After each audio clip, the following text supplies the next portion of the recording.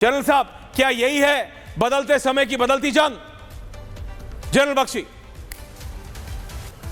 नहीं, ऐश्वर्या, इसमें कोई डाउट नहीं। Drones have created a revolution in military affairs, यानी सैनिक मामलों में एक क्रांति पैदा की है ड्रोन्स ने आज के दिन। एयर डिफेंस ने भी क्रांति पैदा की है, और ये दोनों क्रांतियां, दोनों आरएमएस फुल डिस्प्ले पर थे जब ऑपरेशन सिंदूर हुआ।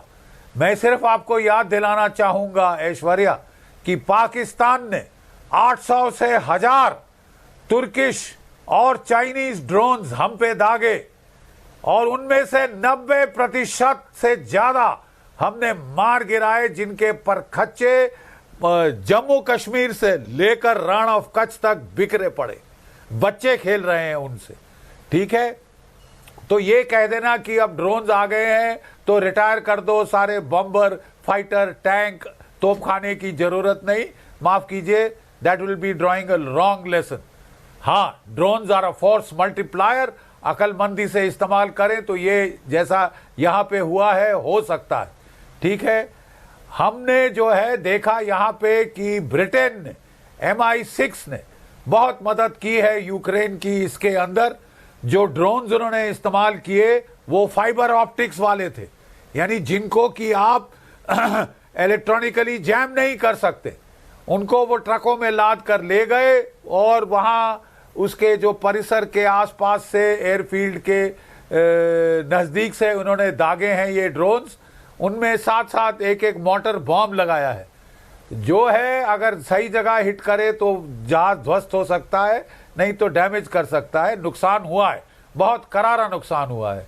लेकिन ऐश्वर्या, मैं आपको एक चीज भी कह दूं, इसको हल्के में मत लीजिए।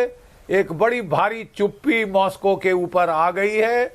ये किसी भी देश की न्यूक्लियर ट्रायड को हिट करना बहुत भारी कदम है, ठीक है। न्यूक्लियर ट्रायड के 3 स्टेप्स होते हैं: इंटरकॉन्टिनेंटल बैलिस्टिक मिसाइल्स, आपके स्ट्रेटेजिक बॉम्बर्स, आपकी न्यूक्लियर सबमरीन्स।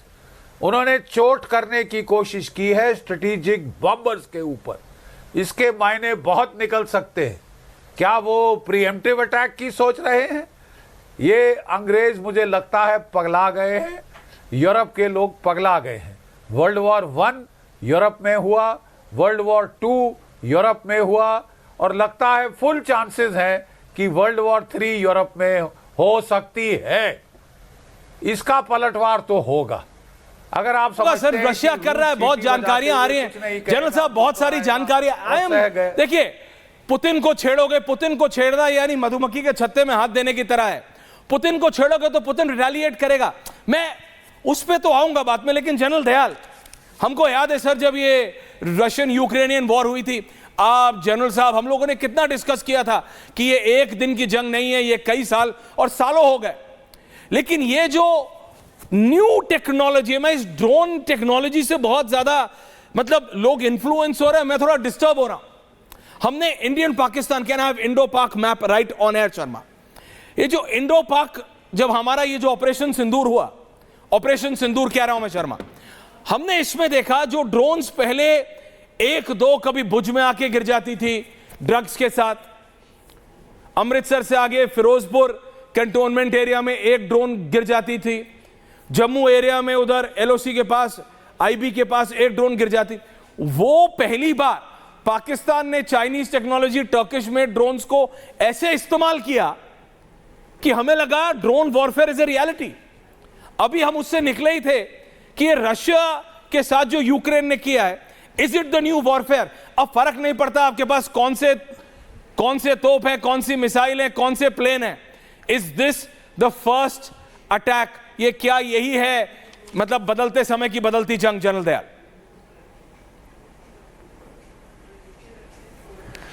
देखिए ऐश्वर्या, वॉरफेयर की हिस्ट्री ये कहती है कि जब किसी ने बारूद बनाया था और बारूद के गोले दागे थे तो घुड़सवार जो हैं वो पिछड़ गए थे, और जब किसी ने छोटा हवाई जहाज़ बनाया था और हवाई जहाज़ से ऊपर से डालने लगा था तो वो भी हैंड ग्रेनेड ही डालते थे। नए नए जो हवाई जहाज़ थे, राइट ब्रदर्स ने जो बनाए थे, फर्स्ट वर्ल्ड वॉर में काफ़ी यूज़ हुए। जब टैंक आया था तो लोगों ने सोचा था अब टैंक की वॉरफेयर है, इन्फेंट्री।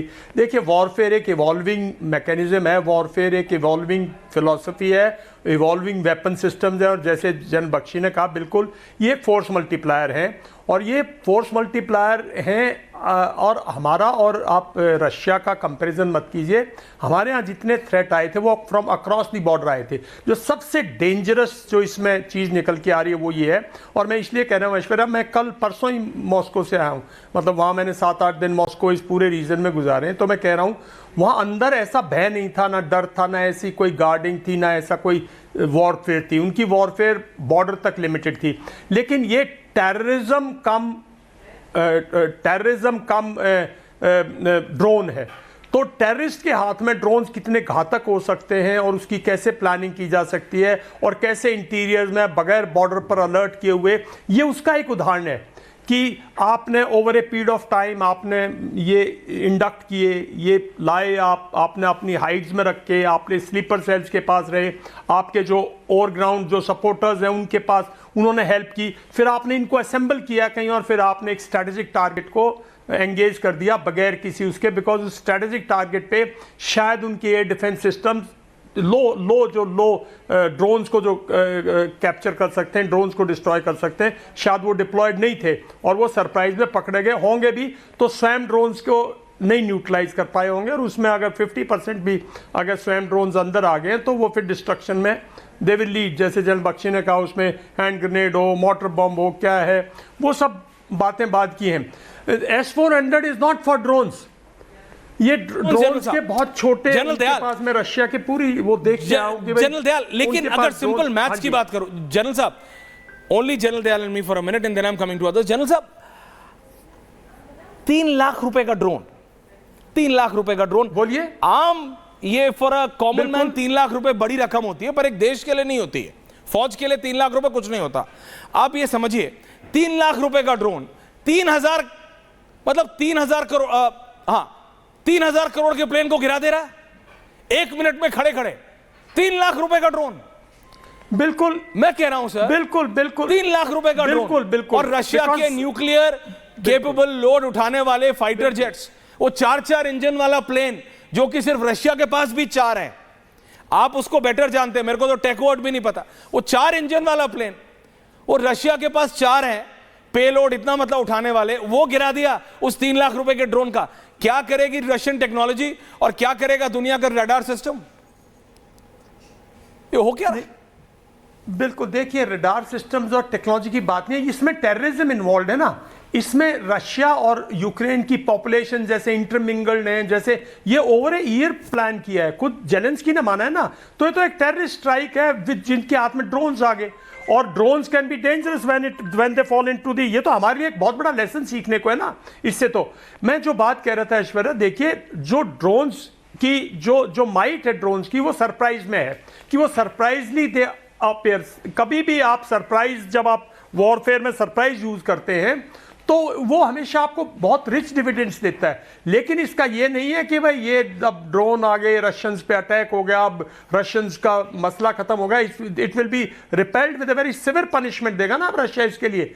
लेकिन इसमें कोई डाउट की बात नहीं है कि आज दुनिया में जो बॉर्डर पे सिक्योरिटी थी, इंटरनेशनल बॉर्डर पे सिक्योरिटी, जिस कंट्री के दुश्मन हैं, जैसे रशिया के यूक्रेन वगैरह जो ये हैं, हमारे यहाँ जैसे जो फंडामेंटलिस्ट हैं, हमारे यहाँ जो पाकिस्तान है, चाइना है, जो इनके टेररिस्ट हैं, जो इनके इस किस्म के सेल्स हैं, इंटीरियर्स में हमें बहुत ध्यान देने की जरूरत है, सिक्योरिटी को बीफ अप करने की आवश्यकता है, क्योंकि ये अटैक पूरा अक्रॉस बॉर्डर से नहीं आया, ये विद इन इन्फिल्ट्रेट करके टेररिस्ट ने कहीं से इनको फ्लाई किया है, और पूरी जानकारी अभी दुनिया के पास नहीं है एक्चुअल में क्या हुआ। देखिए पीस टॉक्स होनी थी, तो जेलेंस्की ने भी प्लान कर रखा था पीस टॉक्स में, जिस भी कंट्री की, दोनों कंट्री चाहेंगी